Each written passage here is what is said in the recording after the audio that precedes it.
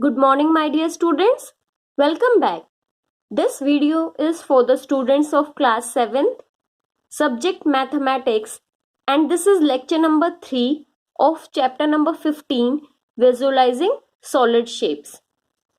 And in this lecture, we are going to discuss the topics. First one is isometric and oblique sketches. After that, I will explain what do you mean by cross section, and then I will explain exercise 15.3 and 15.4. So first topic is isometric and oblique sketches. However, this topic is not in your syllabus, okay? So only in this topic I will explain the meaning of isometric and oblique sketches, okay? So let us start with the first topic, that is isometric and oblique sketches. So these are the techniques used to represent a three-dimensional shape, okay? So these two are the techniques that we can use to represent a three-dimensional shape. How to represent a three-dimensional shape, or you can say how to draw them. We have two type of sheets where we can draw the three-dimensional shape. First is known as oblique sheet, okay, and second one is known as isometric sheet. And representing the three-dimensional shape on these type of pages, that are oblique pages, or you can say oblique sheet and isometric sheet, representing solid shape or three-dimensional shape in these two types of sheet are known as oblique and isometric sketches respectively, okay? So let me show what are oblique sheets and what are isometric sheets. So students, this type of sheet that is having squares in it, small squares in it, this type of sheet is known as oblique sheet.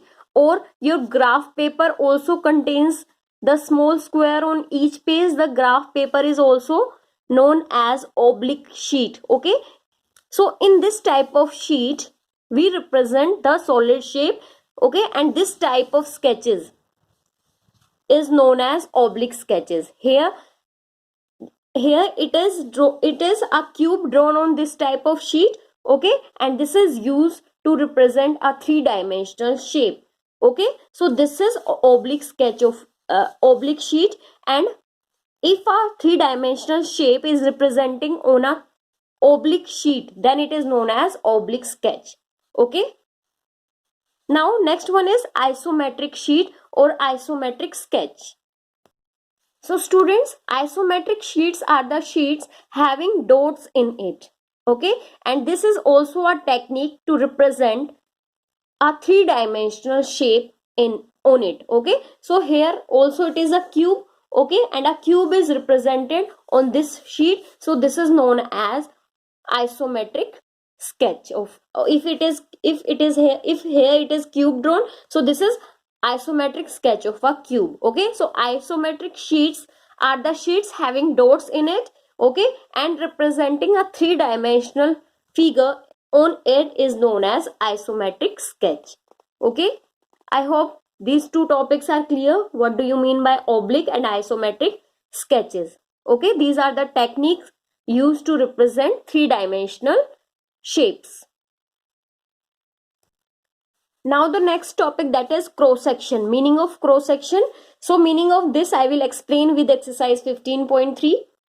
So let us start with exercise 15.3. 15.2 is not in your syllabus, okay? So I am starting with 15.3. What cross sections do you get when you give a vertical cut and horizontal cut to the following solids? What cross sections do you get when you will give a vertical cut? So let me explain the meaning of vertical. The standing line, okay, this type of line, this is known as vertical line, and the sleeping line like this is known as horizontal line, okay? What cross section? Cross section means the plane that you will get, okay, when you will give a cut. Vertical cut means cut like this. When you cut a object like this, what cross section?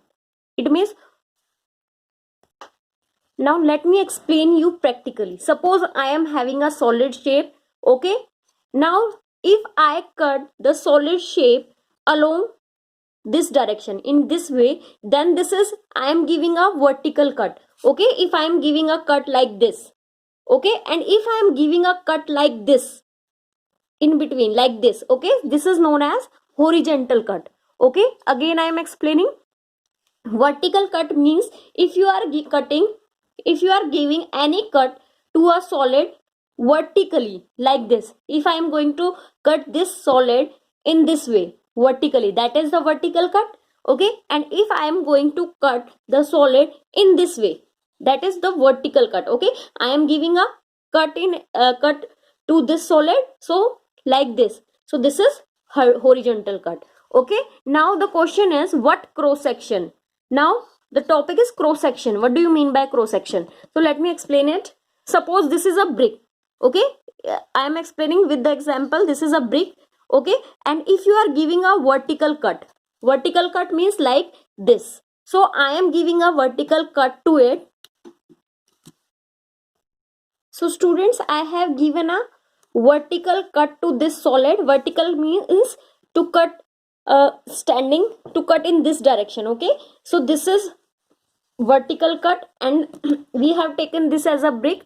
Now cross section means after cutting the solid, what shape of this part, plane, this is plane. Okay, this one, the shape of this plane is a rectangle.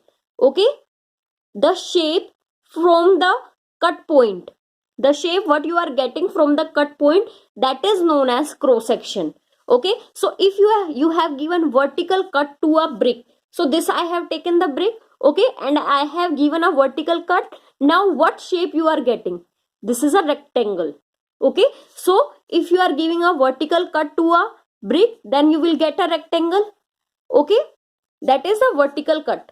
And if you are giving horizontal cut means if the brick is like this, okay, and I have to give the cut like this in this way, okay, then what shape of the cross section you will get? Cross section means the shape of the part where the cut is to be done. Okay, so if I am taking a horizontal cut, so if you will cut it in horizontal direction, the shape what you will get, you will get a rectangle. Okay, you will get the figure like it, like this. Okay, and the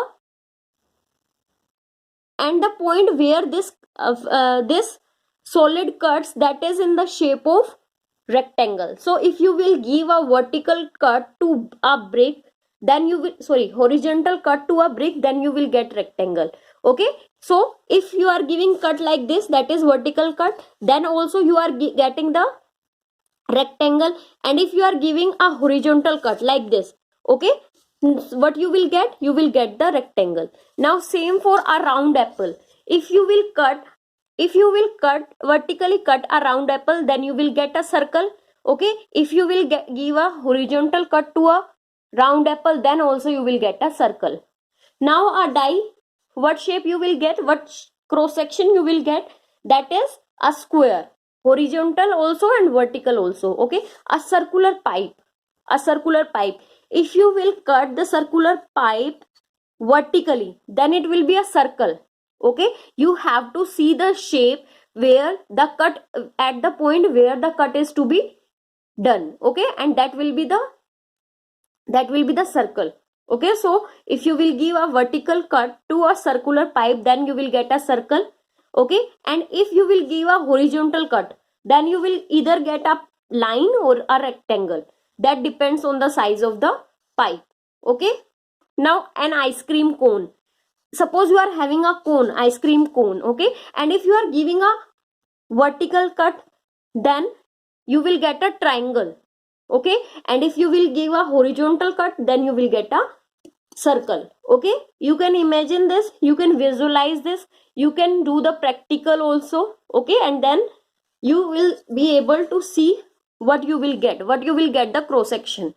Okay, so this is your exercise 15.3. Now let us discuss exercise 15.4. In exercise 15.4, you have to read the question and you have to do themselves. Okay, you have to do yourself these questions, that is question number 1, 2 and 3. Okay, these questions you have to do yourself. Now one more thing, if a solid, if any three-dimensional figure cast a shadow, that is always two-dimension. Okay, if a ball cast a shadow, its shadow is always on the floor or on a wall. Okay, if a solid object cast a shadow, then it is always a two-dimensional. Okay, the shadow is always two-dimensional. Okay, so this is all about the chapter and lecture. Now come to the homework.